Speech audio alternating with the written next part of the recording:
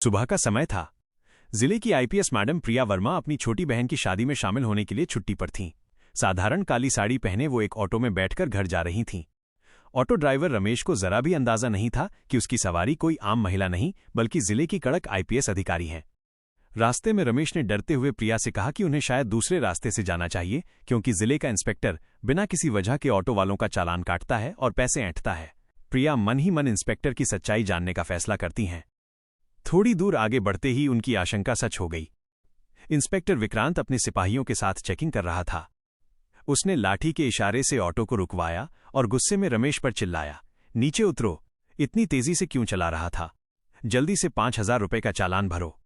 रमेश ने गिड़गिड़ाते हुए कहा कि उसने कोई नियम नहीं तोड़ा, लेकिन इंस्पेक्टर विक्रांत ने उसकी एक न सुनी।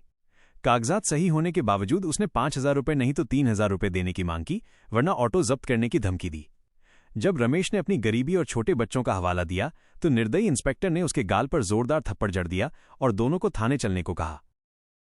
आईपीएस प्रिया वर्मा, जो ये सब देख रही थीं, खुद को रोक न सकीं। वो इंस्पेक्टर के सामने खड़ी हो गईं और बोलीं, इंस्पेक्टर, आप गलत कर रही हैं। बिना वजह चालान काटना और किसी गरीब पर हाथ उठाना कानून का उल्लंघन है। इसे जाने दीजिए। विक्रांत, जो गुस्से में था, एक साधारण महिला की हिम्मत देखकर और भड़क गया। उसने प्रिया पर कानून सिखाने का आरोप लगाया और उन्हें भी जेल भेजने की धमकी दी। वो उन्हें पहचान नहीं पाया। उसने दोनों को थाने ले जाकर लॉकअप में डालने का आदेश दिया। थाने में बैठकर प्रिया ने इंस्पेक्टर विक्रांत को फोन पर किसी से पैसों के लेन देन की बात करते सुना। वो समझ गई कि ये इंस्पेक्टर सिर्फ सड़क पर ही नहीं बल्कि थाने के अंदर भी भ्रष्टाचार कर रहा है। वो शांत रहीं और मन ही मन उसे बेनकाब करने की योजना बनाने लगीं। उन्होंने डर से कांप रहे रमेश को भी ढांढस बंधाया और अपनी असली पहचान बताई। कुछ देर बाद विक्रांत ने रमेश को बुलाकर जबरन 5,000 रुपए मांगे। रमेश ने रोते हुए अपनी बची हुई 2,000 रुपए उसे दे दिए। फिर विक्रांत ने प्रिया को अंदर बुलाया और उनसे भी 2,000 रुपए मांगे। प्रिया ने निडरता से पैसे देने से मना किया और उसके वर्दी के गलत इस्तेमाल पर सवाल उठाए। इस पर आग बबूला होकर विक्रांत ने उन्हें भी लॉकअप में बंद करवा दिया। थोड़ी ही देर में थाने के बाहर एक सरकारी गाड़ी रुकी। जिले के एक अन्य वरिष्ठ अधिकारी, inspector general IG Ravi Kumar, गुस्से में अंदर आए। उन्होंने लॉकअप में बंद महिला को देखा और दहाड़ उठे, विक्रांत, ये क्या किया तुमने? ये हमारे जिले की आईपीएस मैडम प्रिया वर्मा है।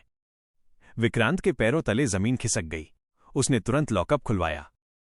प्रिया वर्मा ने बाहर आकर आईजी रवि कुमार को पूरी घटना बताई। आईजी ने तुरंत जिले के डीएम को फोन किया। कुछ ही देर में डीएम अमित सिंह थाने पहुंचे।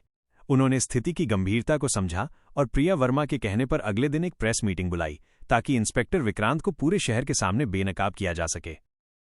अगली सुबह प्रेस मीटिंग हुई। हॉल मीडिया और जनता की भीड़ से भरा था। डीएम अमित सिंह ने मीटिंग शुरू की। सबसे पहले आईपीएस प्रिया वर्मा ने दृढ़ता से अपनी गवाही दी। उन्होंने बताया कि कैसे इंस्पेक्टर ने वर्दी की आड़ में जनता को लूटा और कानून तोड़ा। उनके बाद ऑटो ड्राइवर रमेश ने रोते हुए अपनी और बाकी गरीब चालकों की व्यथा सुनाई कि कैसे उनकी मेहनत की कमाई लूटी गई। डीएम अमित सिंह ने सभी गवाहियां सुनने के बाद तुरंत इंस्पेक्टर विक्रांत को निलंबित, सस्पेंड करने और उसके खिलाफ आपराधिक मामला दर्ज करने का आदेश दिया। पुलिसकर्मियों ने तुरंत विक्रांत को हथकड़ी पहनाई और मीडिया के सामने उसे हिरासत में लिया। पूरा हॉल न्याय मिला और प्रिया मैडम जिंदाबाद के नारों से गूंज उठा।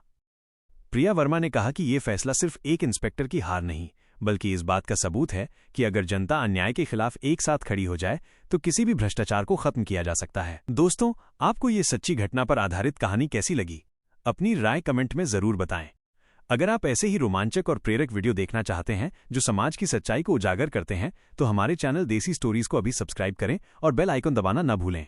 लाइक और शेयर करके हमें अपना समर्थन दें।